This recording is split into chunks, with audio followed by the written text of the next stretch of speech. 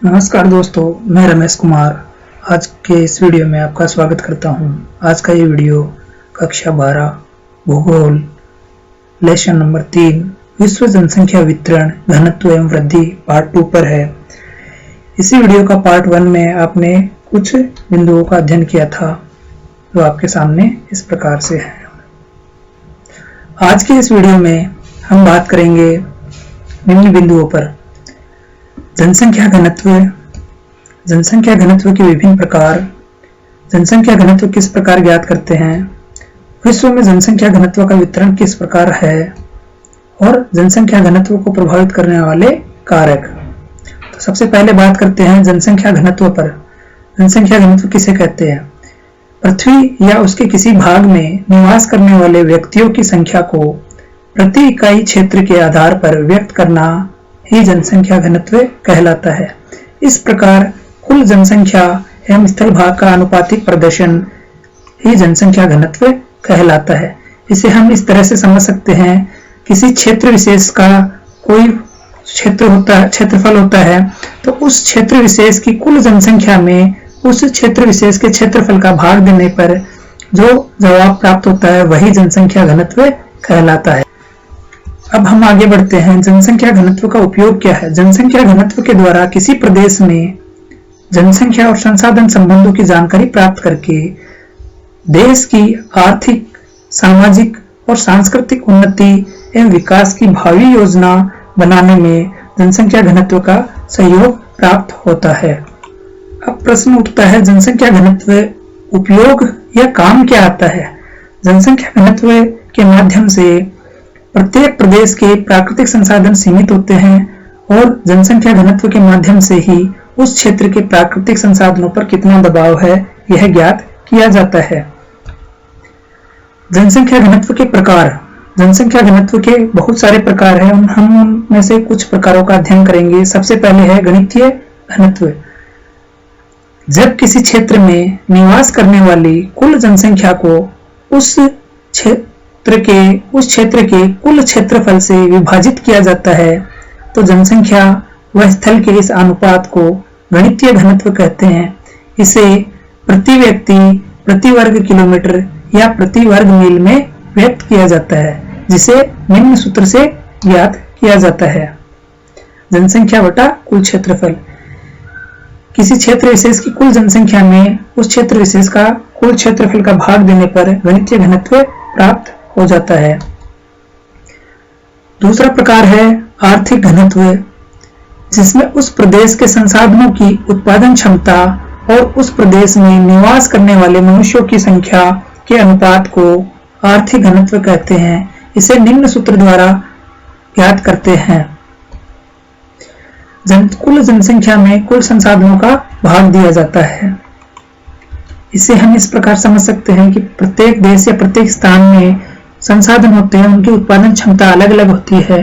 तो आर्थिक घनत्व निकालने के लिए उस क्षेत्र विशेष में जितने भी संसाधन हैं, उन संसाधनों की जो उत्पादन क्षमता है वो क्या है यह ज्ञात किया जाता है। इसमें उस क्षेत्र की कुल जनसंख्या में वहां के कुल संसाधनों का भाग दिया जाता है। अगला बिंदु आता है, अगला प्रकार आता है कार्य घनत्व। कार्य घनत्व या कृषि क्षेत्रीय घनत्व, जिसमें उस प्रदेश की खेती की जाने वाली भूमि और निवास करने वाले मनुष्यों के मध्य अनुपात को कार्य घनत्व कहते हैं।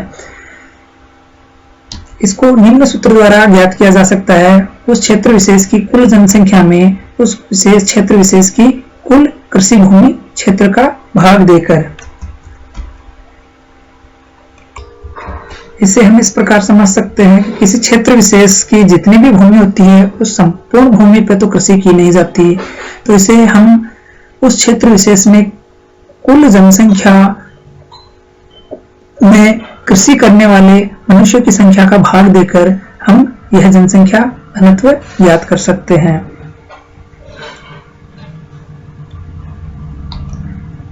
अगला आता है कृषि घनत्व, जिसमें कृषि की जाने वाली भूमि के क्षेत्रफल और उनमें निवास करने वाले कृषक जनता के मध्य अनुपात को ही कृषि घनत्व कहते हैं। इसमें प्रदेश की समस्त जनसंख्या का आकलन नहीं किया जाता, केवल कृषि में लगी हुई जनसंख्या का उपयोग किया जाता है। इसे साधारण शब्दों में यह कह सकते हैं, किसी क्षेत्रफल में निवास करने वाले केवल कृषकों की जनसंख्या का उस कृषि भूमि के क्षेत्रफल में भाग देकर ज्ञात किया जाता है। अगला प्रकार आता है पोषण घनत्व। किसी क्षेत्र में खेती की जाने वाली भोज्य फसलों के क्षेत्रफल और उस प्रदेश की जनसंख्या के मध्य अनुपात को पोषण घनत्व कहते हैं। भोज्य फसलों से तात्पर्य है खाद्यान्न फसलें जैसे गेहूं, चावल, बाजरा इत्यादि। तो यह ज्ञात करने के लिए उस क्षेत्र विशेष की कुल जनसंख्या में उस क्षेत्र विशेष में बोई जाने वाली खाद्य फसलों के क्षेत्रफल का भाग दिया जाता है। प्रत्येक प्रकार की जनसंख्या घनत्व का उपयोग अलग अलग उद्देश्यों की पूर्ति के लिए किया जाता है। भूगोल में गणितीय घनत्व का सबसे अधिक प्रयोग किया जाता है। यह सामान्यतः प्रति वर्ग किलोमीटर में रहने वाले व्यक्तियों के रूप में ज्ञात किया जाता है। उदाहरण के लिए किसी प्रदेश का क्षेत्रफल 100 वर्ग किलोमीटर मान लेते हैं और उस प्रदेश में रहने वाली जनसंख्या 1,50,000 मान लेते हैं, तो उस स्थान विशेष का जनसंख्या घनत्व किस प्रकार से ज्ञात करेंगे।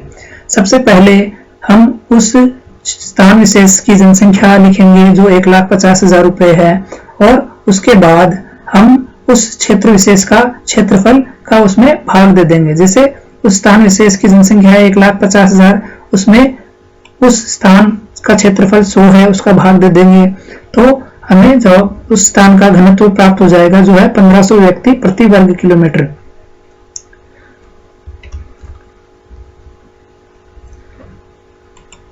अब हम आगे बात करते हैं विश्व में जनसंख्या घनत्व का वितरण किस प्रकार है। विश्व में जनसंख्या घनत्व का प्रादेशिक आधारों पर विभिन्न विविधताओं को दर्शाता है। विश्व के जिन क्षेत्रों में जनसंख्या का विषम वितरण अधिक मिलता है वहां जनघनत्व भी अधिक पाया जाता है। विश्व में जनघनत्व का वितरण बहुत ही विषम है। जैसे सहारा, मरुस्थल, ग्रीनलैंड, साइबेरिया व मंगोलिया में एक व्यक्ति प्रति वर्ग किलोमीटर से कम जनसंख्या पाई जाती है, जबकि सिंगापुर में जनघनत्व 7,797 व्यक्ति प्रति वर्ग किलोमीटर पाया जाता है। विश्व जनसंख्या ब्यूरो वाशिंगटन के अनुसार 2015 में विश्व का जनसंख्या घनत्व 47 व्यक्ति प्रति वर्ग किलोमीटर है, लेकिन प्रादेशिक विषमताओं के कारण केवल एशिया महाद्वीप में 116 व्यक्ति, यूरोप महाद्वीप में 32 व्यक्ति, अफ्रीका महाद्वीप में 27 व्यक्ति और उत्तरी अमेरिका महाद्वीप में 16 व्यक्ति, दक्षिण अमेरिका महाद्वीप में 20 व्यक्ति तथा ओसेनिया महाद्वीप में 3 व्यक्ति प्रति वर्ग किलोमीटर जनसंख्या का घनत्व पाया जाता है। जनसंख्या घनत्व की दृष्टि से विश्व को 5 प्रमुख भागों में विभक्त किया जा सकता है। अब हम बात करते हैं जनसंख्या घनत्व की दृष्टि से विश्व को 5 प्रमुख भागों में विभक्त किया जाता है। सबसे पहला अत्यधिक जनसंख्या वाले क्षेत्र। अत्यधिक इस श्रेणी में उन क्षेत्रों को शामिल किया जाता है जिनमें जनसंख्या घनत्व 200 व्यक्ति प्रति वर्ग किलोमीटर से अधिक पाया जाता है। इसके अंतर्गत विश्व के 3 जनसंख्या समूहों को सम्मिलित किया जाता है। सबसे पहला है पूर्वी, दक्षिणी एवं दक्षिण पूर्वी एशिया। दूसरा भाग है पश्चिमी एवं मध्यवर्ती यूरोप और तीसरा उपविभाग है पूर्वी उत्तरी अमेरिका। इन प्रदेशों में स्वास्थ्यप्रद जलवायु, समतल मैदानी भूभाग, उपजाऊ मृदा, जल, खनिज संपदा, औद्योगिक विकास एवं परिवहन साधनों के साथ साथ अनुकूल दशाएं पाई जाती है। इस कारण इस क्षेत्र विशेष का जनसंख्या घनत्व अत्यधिक पाया जाता है। अब आता है दूसरा प्रकार अधिक जनघनत्व वाले क्षेत्र। विश्व के ऐसे क्षेत्रों में जनसंख्या घनत्व 100 व्यक्ति प्रति वर्ग किलोमीटर से कम पाया जाता है। इनमें मुख्यतः अत्यधिक जनघनत्व वाले क्षेत्रों के सीमांत क्षेत्र आते हैं, जैसे दक्षिण पूर्वी व पूर्वी यूरोप, मध्य उत्तरी अमेरिका, दक्षिण अमेरिका के तटवर्ती भाग, अफ्रीका के तटवर्ती भाग और एशिया के आंतरिक भाग, उत्तरी पश्चिमी चीन, मध्यवर्ती भारत, दक्षिणी ऑस्ट्रेलिया आदि क्षेत्र शामिल होते हैं। ऐसे क्षेत्रों में जो जनघनत्व होता है वो 100 व्यक्ति से लेकर 250 व्यक्ति प्रति वर्ग किलोमीटर में होता है। अब तीसरे प्रकार के बारे में जानते हैं, सामान्य जनघनत्व वाले क्षेत्र। सामान्य जनघनत्व वाले क्षेत्रों में जनघनत्व 10 से 100 व्यक्ति प्रति वर्ग किलोमीटर पाया जाता है। इसमें कम जनघनत्व वाले क्षेत्र शामिल है, जैसे इन क्षेत्रों में अस्थायी कृषि, पशुचारण, वानिकी, मरुस्थलों के निकट कृषि वाले क्षेत्र शामिल किए जाते हैं। इसके अंतर्गत एशिया, अफ्रीका तथा उत्तरी दक्षिणी अमेरिका के विस्तृत घास के मैदान शामिल किए जाते हैं। इस चौथा बिंदु, कम जनघनत्व वाले क्षेत्र। विश्व के जिन क्षेत्रों में जनघनत्व 1 व्यक्ति से लेकर 10 व्यक्ति प्रति वर्ग किलोमीटर होता है वह इस वर्ग में शामिल होते हैं। ऐसे क्षेत्रों में अफ्रीका महाद्वीप है। अफ्रीका महाद्वीप का सूडान, लीबिया, मालागासी, उत्तरी अमेरिका महाद्वीप में कनाडा, दक्षिणी अमेरिका महाद्वीप में उत्तरी अर्जेंटीना, पेरू, इक्वाडोर और एशिया महाद्वीप में पश्चिमी साइबेरिया, बोर्निया तथा खाड़ी देशों को शामिल किया जाता है। पांचवा प्रकार है प्राय जनविहीन क्षेत्र। यहाँ पर जनसंख्या न के बराबर पाई जाती है। यह जनविहीन या निर्जन क्षेत्र भी कहलाता है। विश्व के वे क्षेत्र जहाँ जनघनत्व 1 व्यक्ति प्रति वर्ग किलोमीटर से भी कम पाया जाता है उन्हें हम प्राय इस जनविहीन क्षेत्रों की श्रेणी में रखा जाता है। पृथ्वी के स्थल भाग का लगभग 70% भाग इस श्रेणी में शामिल होता है।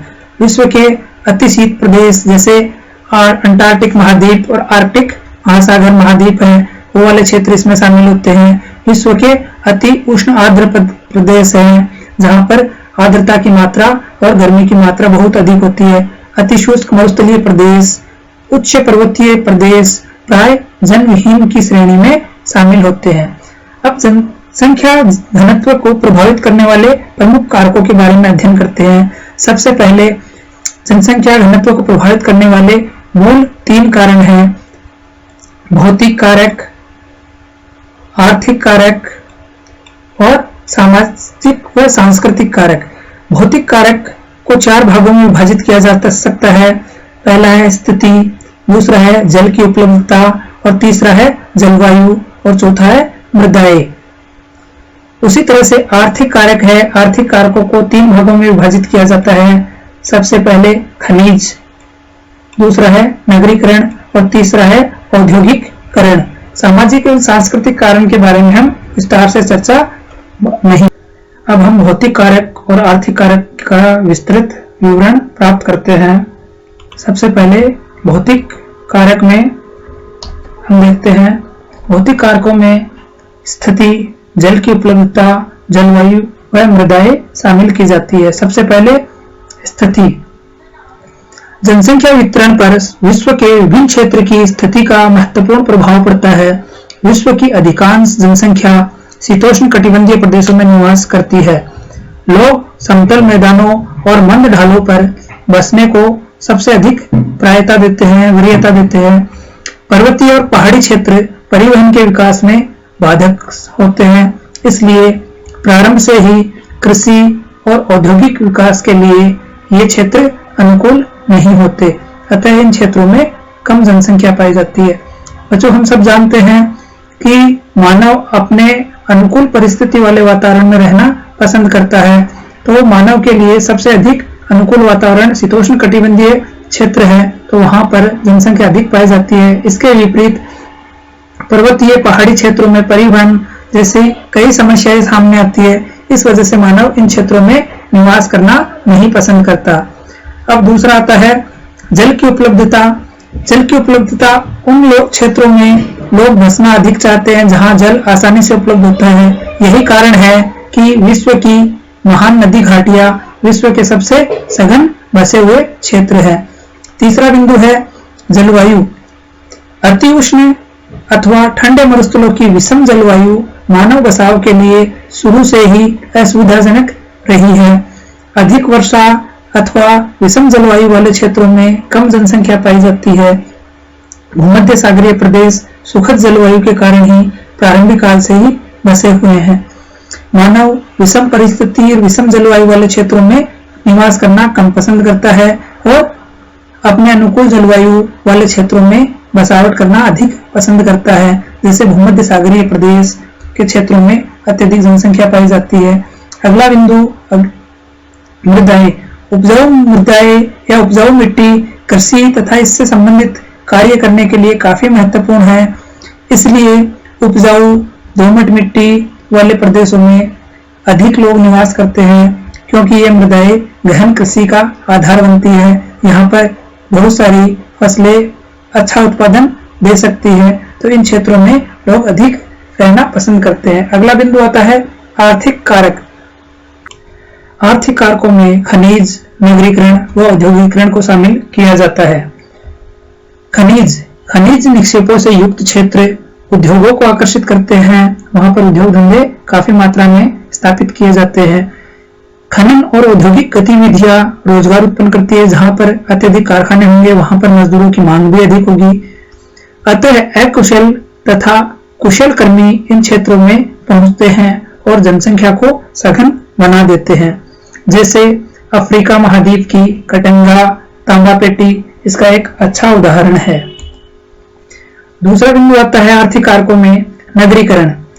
नगर रोजगार के बेहतर अवसर व शैक्षणिक व चिकित्सा सुविधाएं तथा परिवहन और संचार के बेहतर साधन प्रस्तुत करते हैं। नगरों के आसपास अच्छी उचित शिक्षा, चिकित्सा और परिवहन व संचार के अच्छे साधन होने के कारण यह जनसंख्या को अपनी तरफ आकर्षित करती है। अच्छी नगरीय सुविधाएं तथा नगरीय जीवन का आकर्षण लोगों को नगरों की तरफ खींचता है और यहाँ पर जनसंख्या घनत्व अधिक पाया जाता है। आर्थिक कारक में तीसरा और अंतिम बिंदु है औद्योगिकरण। औद्योगिकरण बड़ी संख्या में लोगों को आकर्षित करता है। इनमें केवल कारखानों के श्रमिक ही नहीं होते, बल्कि परिवहन चालक, दुकानदार, बैंक कर्मी, डॉक्टर, अध्यापक तथा अन्य सेवाएं उपलब्ध करवाने वाले भी होते हैं। जैसे जापान का कोबे ओसाका क्षेत्र अनेक उद्योगों की उपस्थिति के कारण सघन बसा हुआ है। तीसरा मूल कारक है सामाजिक एवं सांस्कृतिक कारक। कुछ स्थान धार्मिक अथवा सांस्कृतिक महत्व के कारण अधिक लोगों को आकर्षित करते हैं। ठीक इसी प्रकार लोग उन क्षेत्रों को छोड़कर चले जाते हैं जहां सामाजिक और राजनीतिक अशांति होती है। कई बार सरकारें लोगों को विरल जनसंख्या वाले क्षेत्र में बसने अथवा भीड़ भाड़ वाले स्थानों में चले जाने के लिए प्रोत्साहित करते हैं।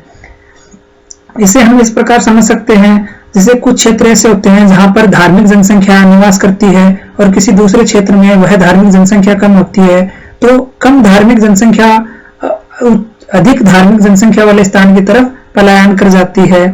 या सांस्कृतिक परिवर्तन के कारण जनसंख्या एक स्थान से दूसरे स्थान पर प्रवास कर लेती है। दूसरा इसका पक्ष है, जैसे जनसंख्या या मानव समुदाय उन क्षेत्रों में अधिक बसना अधिक पसंद करते हैं जहां पर राजनीतिक स्थिरता होती है। उन क्षेत्रों को छोड़कर चले जाना पसंद करते हैं जहां पर युद्ध या राजनीतिक अशांति बनी होती है।